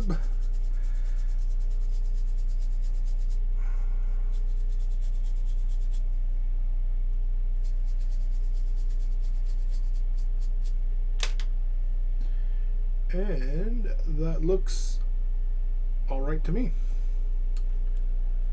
Now for this bit, they don't really show it gluing, like gluing the wheel. But yeah, it just sits in there like that. It doesn't click into place because you can pretty much hold this in place, and when you put this into the wheel well, it should hold it all into place. But I'm going to use some extra thin here and just touch in this edge. And maybe in the interior detail as well. Just like that, like that. And just a little bit here, here, and then why not? Let's go with some here and right along in here. And that's it. That should be enough to hold that in place. Plenty good. Plenty good. Is that good English? I don't even know.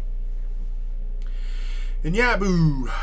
Turned 40 earlier this year. At least I can complain about everything like a proper old man.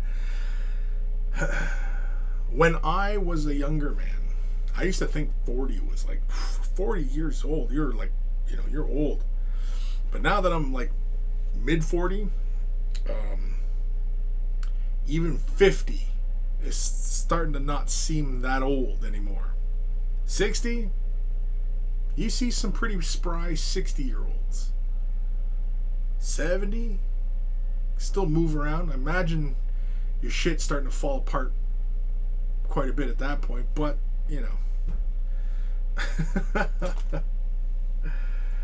If I even make 70, who knows? Who even knows? Alrighty. E2, E1. E2, E1. 2.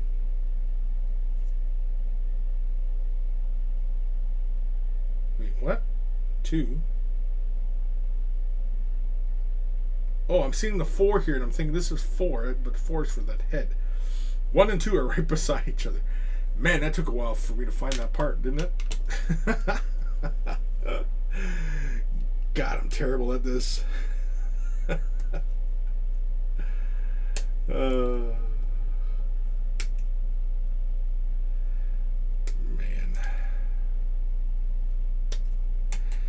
getting too old for this. Right? Right. 1, 2. I mean, it's obvious that they couldn't make it any easier for you. And I'm kind of like making it more difficult somehow. I don't know how I'm making it more difficult, but I am. Overthinking things. I think that's what it is. I'm overthinking things.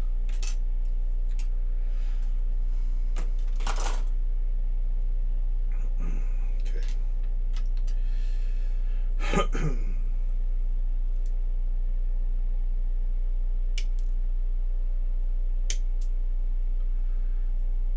I don't know. I think I like that sound of these little things just kind of shooting off all over the place. I don't know if you guys can hear it, but yeah, these things are dangerous. They'll take your eye out. Really, when you are cleaning parts off from a frame, there should be a warning. A warning. Safety goggles are needed. I don't know why I bothered chucking those in the garbage. I mean, there's like 500,000 of them all in my office here. And it has been a while since I vacuumed in my office, so I probably should do that soon. I probably should.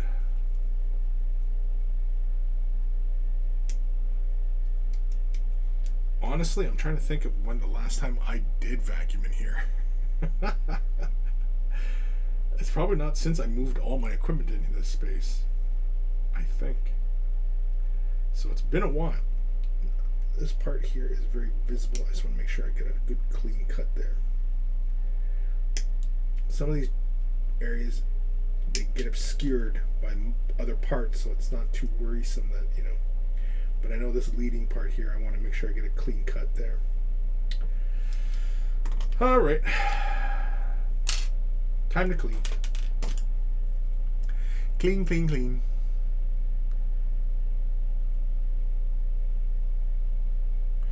In Yabu, one of my uncles at age 80 plus led a more active lifestyle than most 20, 30-year-olds. Yeah, exactly. And that's really it, right? I mean, as we get older, you know, being active definitely is important. Like, I'm 45. Well, I'm going to be 45 this year. And for whatever reason, I'm feeling pain in my hip. And I think it was the way I slept last night. And so even just the way we sleep, you know, you can wake up and say, oh, this hurts. Oh, you know, you know. But I think if you're more active and, you know, your joints are moving around and, you know, you're going to be in less pain, right? Take the time to do it now. Just like what I was talking about in this show today. Taking the time to properly, you know, prepare something pays off in the long run. Same thing with our own bodies. Be active now because your body will thank you in the future. Your future self will thank you. And that's ringing very true in my ears today.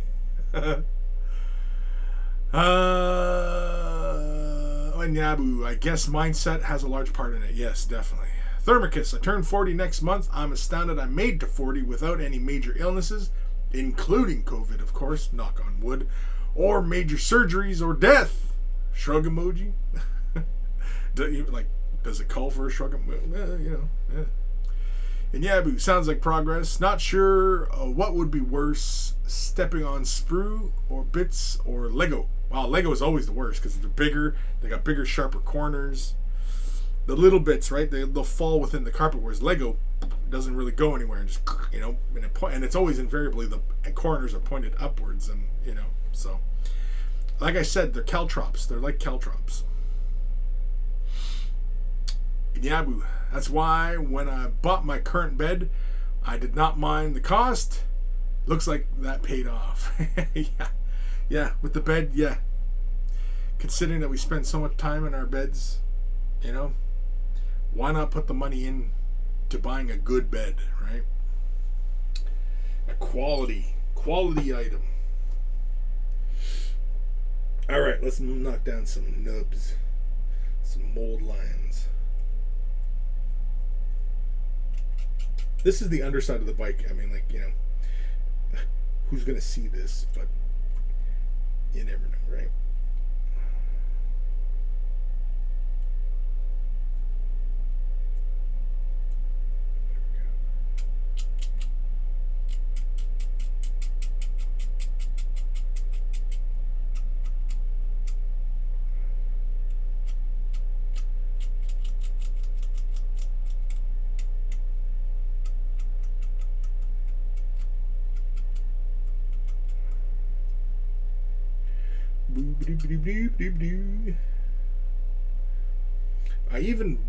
There's a mold light that runs over this little lens detail here. I even cleaned that little detail like a schmuck.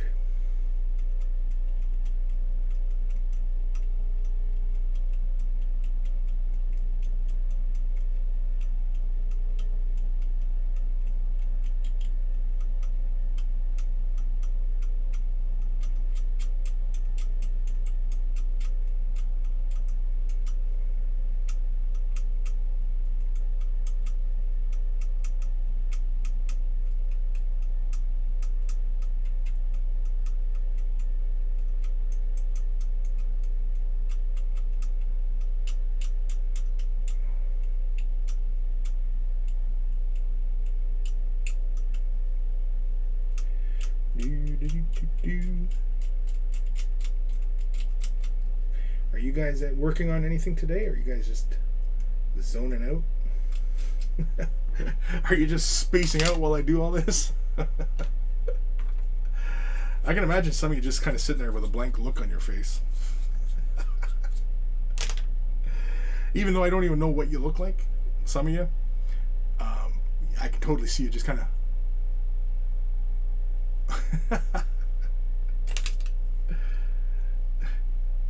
I know old man Logan, he's sitting there with his face like that look on his face, just spaced right out.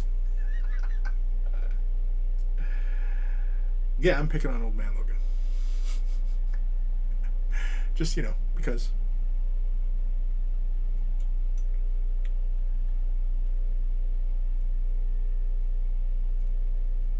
There we go.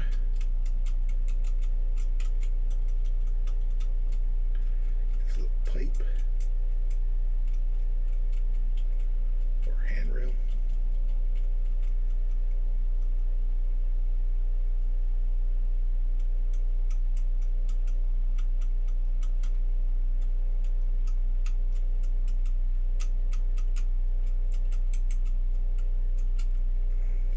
Nub.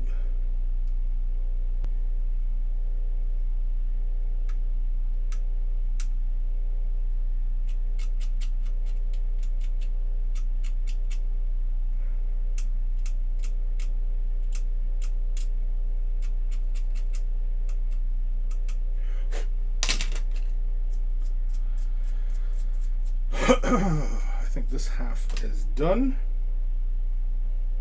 Still got to drill a gun barrel out though, but we'll clean this part next.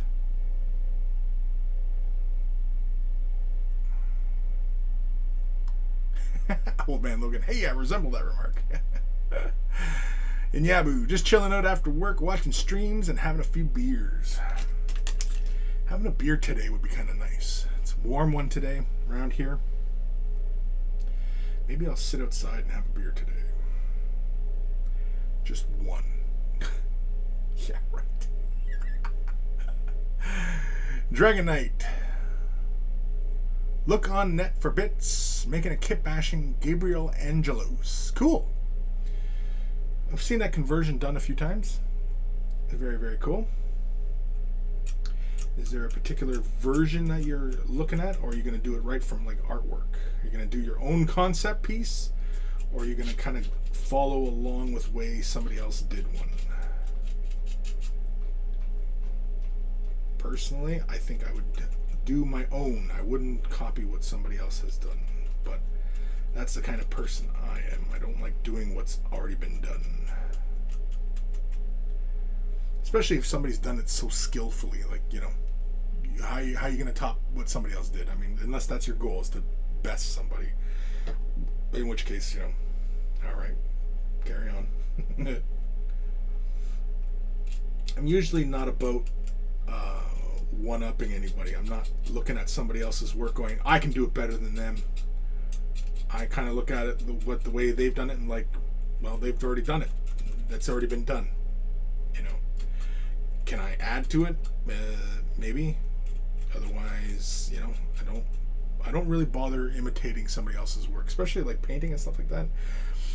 Now, mind you, I mean, when dealing with like, Space Marines and stuff like that, I mean, everybody's got their take on how to paint a Blood Angel, right? Different ways, showing it look like it's glossy. It's all weathered and beaten up, and and everything in between. It's been done to death, but I'll still show it. Sure, right? Why not? But like a conversion or something, if somebody's already done it really well, yeah, I'm not going to bother doing it because it's been already done. It's been done. And most of the time, yeah, it's like if it was for a personal collection and I wanted to have, say, said model in my collection that looked like that, then yeah, maybe I would imitate what somebody else did just for my collection, just for myself. But otherwise, wouldn't bother imitating what somebody else had done or painted. Oftentimes when I'm looking at, say, a unique model, I take a quick look around to see what's been done, and then I'll do something different, because again, I'm not really into doing the same thing. I'm not into repeating what other people have already repeated. I'd like to have a unique voice in this community. I've often lived by the words, if you and I are always in total agreement, one of us is unnecessary.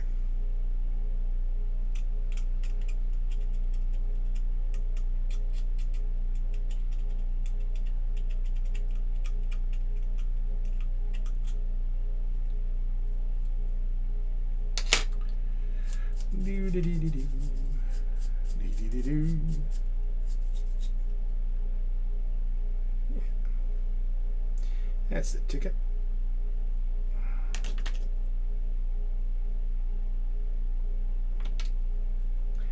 Time we at here. Holy camoly, I feel myself getting hungry. Thermicus. I do like looking at others' work just to get ideas and also to step up my paint game.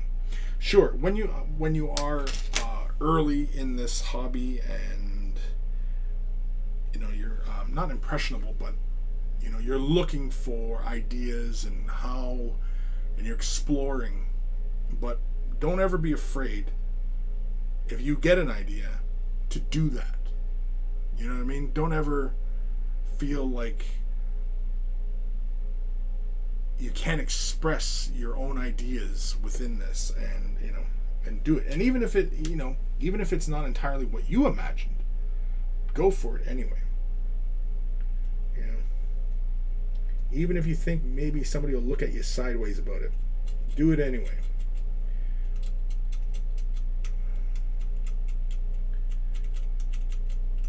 I realize for some it is a cultural thing to kind of always go with the mainstream. I often kind of find that very, I don't want to say sad, but it's true. That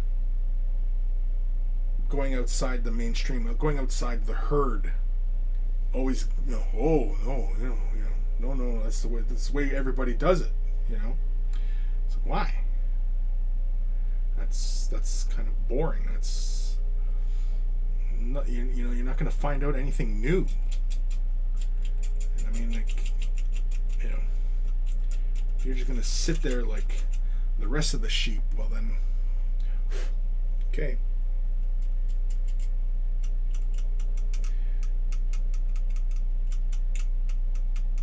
If you want to be a sheep, you go ahead and be a sheep.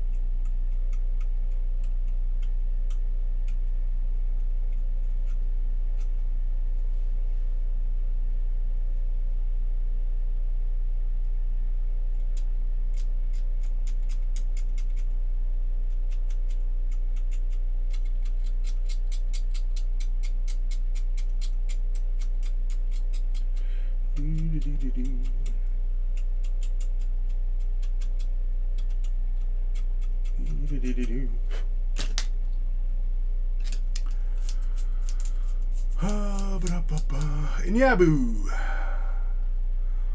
Oh, like that one time at this party where there was a music competition. All entries were generic stadium trance, so obviously the single bombastic opera anthem entry won by a massive landslide. Yeah, you know.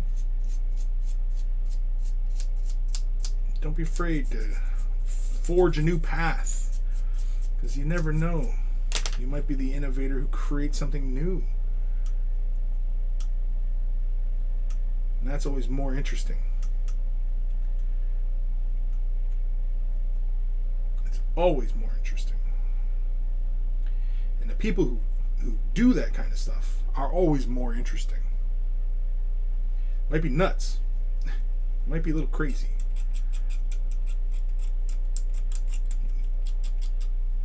But can't say it's not interesting.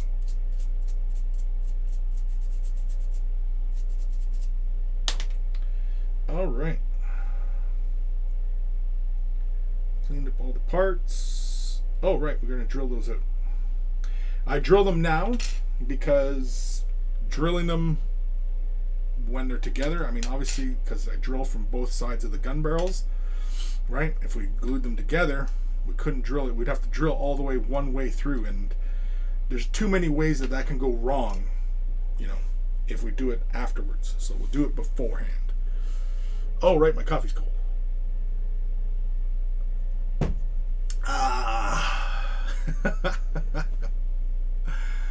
In Yabu, the fact that said entry was properly well made in it didn't help the voters a lot as well, though. Sure. All right. Time we at here? 2 minutes left. You know what? I'm going to stop right there because I'm feeling hungry. I need sustenance. I need food. So I'm going to stop the stream right there. I want to thank you guys for tuning in today. Big thank you to all my patrons. Without their support, these videos and these streams would not be possible. So a huge thank you to everybody. If you're considering supporting the channel and everything I do, consider following, subscribing, you know, all that stuff. That all helps as well. But click down below, Patreon support. Big thank you. I'll see you guys tomorrow, because tomorrow's Saturday. When I do this stream on Twitch, it's Fridays. If you're watching this on YouTube, it's on Wednesday. But I'll see you guys Saturdays for Way the Brush. I'm going to go. Thermicus, at Chris, and chat. Till next time, bat channel. Yeah, same bat time, same bat channel. I'll see you guys later. You guys enjoy the rest of your day. Hopefully you're getting projects done. Hopefully you're staying safe. And yeah, that's all I got. That's all I got. I'm getting the hell out of here. You know what? I think I'm gonna go enjoy a beer this afternoon. Just one. Man, not likely, but hopefully it's just one. Dun dun dun dun dun dun dun dun dun dun dun dun. Oh, made my dog jump. I scared my pooch. I scared my poochie.